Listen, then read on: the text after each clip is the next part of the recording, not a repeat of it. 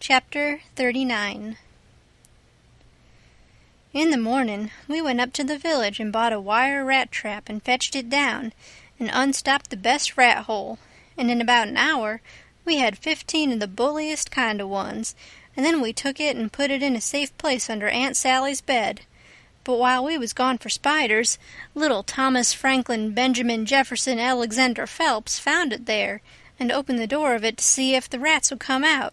And they did, and Aunt Sally she come in, and when we got back she was a-standing on top of the bed, raising Cain, and the rats was doing what they could to keep off the dull times for her. So she took and dusted us both with the hickory, and we was as much as 2 hours catching another 15 or 16. Drat that meddlesome cub, and they weren't the likeliest nother, because the first haul was the pick of the flock. I never see a likelier lot of rats than what that first haul was.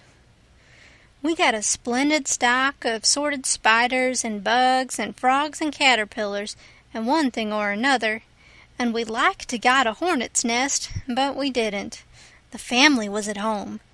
We didn't give it right up, but stayed with them as long as we could because we allowed we'd tire them out, or they'd got to tire us out, and they done it. Then we got alicumpain and rubbed on the places and was pretty near all right again, but couldn't set down convenient. And so we went for the snakes, and grabbed a couple of dozen garters and house snakes, and put them in a bag and put it in our room. And by that time it was supper time, and a rattling good honest day's work. And hungry? Oh, no, I reckon not. And there weren't a blessed snake up there when we went back. We didn't half tie the sack, and they worked out somehow and left. But it didn't matter much, because they was still on the premises somewheres. So we judged we could get some of them again. No, there weren't no real scarcity of snakes about the house for a considerable spell.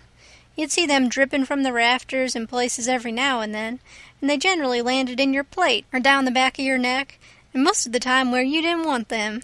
Well, they was handsome and striped, and there weren't no harm in a million of them, but that never made no difference to Aunt Sally. She despised snakes, be the breed what they might, and she couldn't stand them no way you could fix it. And every time one of them flopped down on her, it didn't make no difference what she was doing. She would just lay that work down and light out. I never see such a woman. And you could hear her whoop to Jericho. You couldn't get her to take a hold of one of them with the tongs.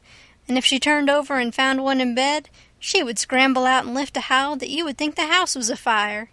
She disturbed the old man so that he said he could most wish there hadn't ever been no snakes created. Why, after every last snake had been gone clear out of the house for as much as a week, Aunt Sally warn't over it yet. She warn't near over it. When she was settin' thinking about something, you could touch her on the back of her neck with a feather, and she would jump right out of her stockings. It was very curious. But Tom said all women was just so. He said they was made that way for some reason or other. We got a lickin' every time one of our snakes come in her way, and she allowed these lickings weren't nothing to what she would do if we ever loaded up the place again with them. I didn't mind the lickings, because they didn't amount to nothing, but I minded the trouble we had to lay in another lot. But we got them laid in, and all the other things, and you never see a cabin as blithesome as Jim's was when they'd all swarm out for music and go for him. Jim didn't like the spiders, and the spiders didn't like Jim, and so they'd lay for him and make it mighty warm for him.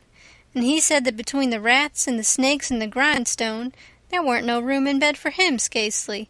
And when there was, a body couldn't sleep, it was so lively, and it was always lively, he said, because they never all slept at one time, but took turn about. So when the snakes was asleep, the rats was on deck, and when the rats turned in, the snakes come on watch. So we always had one gang under him in his way, and the other gang having a circus over him. And if he got up to hunt a new place, the spiders would take a chance at him as he crossed over. He said if he ever got out this time, he wouldn't ever be a prisoner again. Not for a salary. Well, by the end of 3 weeks, everything was in pretty good shape. The shirt was sent in early, in a pie, and every time a rat bit Jim, he would get up and write a little in his journal, whilst the ink was fresh. The pens was made, the inscriptions and so on was all carved on the grindstone, the bed leg was sawed in two, and we had ate up the sawdust, and it give us a most amazing stomach ache. We reckoned we was all going to die. but didn't. It was the most undigestible sawdust I ever see, and Tom said the same. But, as I was saying, we'd got all the work done now at last, and we was all pretty much fagged out, too, but mainly Jim.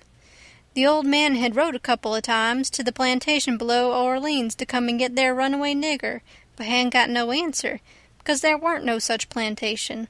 So he allowed he would advertise Jim in the St. Louis and New Orleans papers, and when he mentioned the St. Louis ones, it give me the cold shivers, and I see we hadn't no time to lose. So Tom said, "Now for the anonymous letters." "What's them?" I says. "Warnings to the people that something is up. Sometimes it's done one way, sometimes another, but there's always somebody spying around that gives notice to the governor of the castle. When Louis XVI was going to light out of the Tuileries, a servant girl done it. It's a very good way, and so is the anonymous letters.